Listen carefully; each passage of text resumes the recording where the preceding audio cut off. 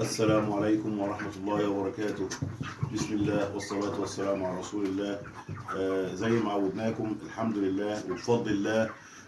قصة نجاح مربي. بس قبل ما نتكلم على قصة نجاح مربي وقبل ما نتكلم على الفراخ، استحلفكم بالله ان احنا ندعي لاخواننا في فلسطين ان ربنا ينصرهم وربنا يسدد رميهم ويثبت اقدامهم يا رب، وينصرهم على ابناء القردة والخنازير يا رب. يا رب تقبل شهدائهم وداوي جرحاهم يا رب، اللهم امين اللهم امين. استحلفكم بالله تدعوا لاخواننا فلسطين وندعمهم ولو بالدعاء، وده اقل ما يجب علينا نحوهم. اما بالنسبه لقصه الفراخ ان شاء الله، الحمد لله رب العالمين والصلاه والسلام على رسول الله. قصه نجاح المربي. فراخ الحمد لله رب العالمين، كتكوت جيد، علف هنقول متوسط، مش العلف اللي هو التوب. تربيه صحيحه وتوجيهات سليمه وسويه من الباشمهندس ضياء الخلاوي. ربنا يبارك له في اهله وفي ماله وفي عياله. راجل بجد، راجل مخلص، راجل بيدي النصيحه بامانه وباخلاص وما بيبخلش على اي حد بمعلومه. الراجل ده راجل محترم، هو اللي جايب لي الكتكوت، وكل مره هو اللي بيجيب لي الكتكوت الحمد لله رب العالمين. اهم حاجه في الكتكوت المصدر. مصدره ايه؟ امانته ايه؟ ثقتك في المصدر ده ايه؟ وبعد كده اي حاجه ليها حل ان شاء الله.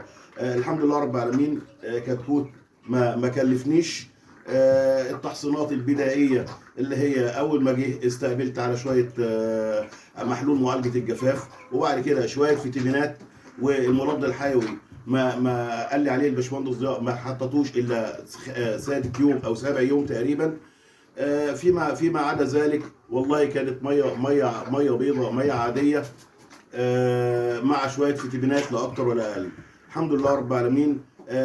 ولما بتحصل اي ضربه او اي مشكله كنت بكلم باشمهندس ضياء اصور له الفيديو، اقول له انا مثلا عندي كذا عندي كذا اعمل ايه. اهم حاجه يا جماعه في موضوع العلاج، القصه مش قصه مضادات حيويه وقصه ادويه ان انا انزل واهلك الفرخ بشويه مضادات حيويه وشويه ادويه. لا، القصه مش كده خالص. اهم حاجه في العلاج التشخيص الجيد.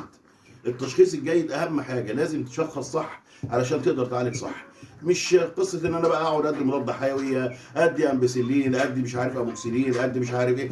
كل الكلام ده بيهلك الفرخ بدون اي داعي. فالحمد لله رب العالمين بفضل الله. ربنا اكرمنا في نجاح الدوره الحمد لله رب العالمين، وعقبال كل دوره ان شاء الله. وبسم الله ما شاء الله يعني. صلوا على رسول الله الاول وادعوا لنا كده بالبركه، واهم شيء البركه والله العظيم، ولكل مجتهد نصيب. تعالوا كده ان شاء الله نشوف الميزان عندنا كده، وبناخد عينه عشوائيه معاكم هم.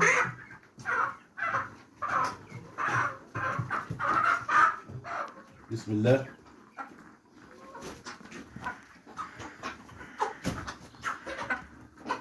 بصوا الميزان هو اللي هيتكلم، انا مش هتكلم، انا مش هتكلم. 3 كيلو، 3 كيلو ما شاء الله، عمر 35 يوم، 35 يوم صحاح الحمد لله رب العالمين. تعالوا ناخد عينه ثانيه ولا نجرب عينه ثانيه كده اهي. بسم الله الرحمن الرحيم، بسم الله الرحمن الرحيم.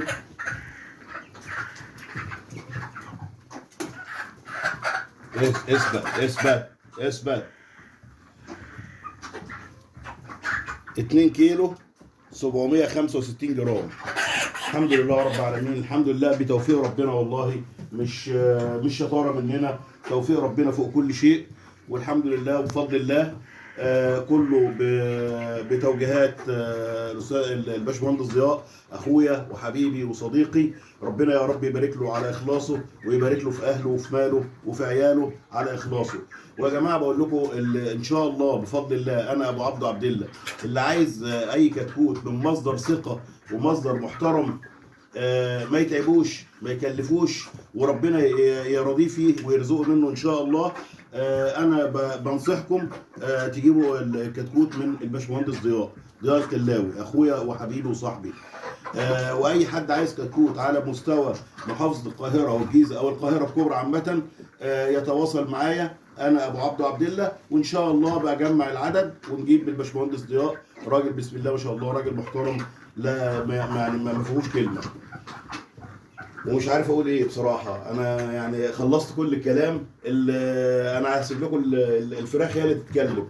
بصوا كده للفراخ يا جماعه، الفراخ هي اللي تتكلم. بس بالله عليكم سموا بسم الله وقولوا ما شاء الله، وادعوا لنا بالبركه ان شاء الله. ربنا يبارك لنا يا رب.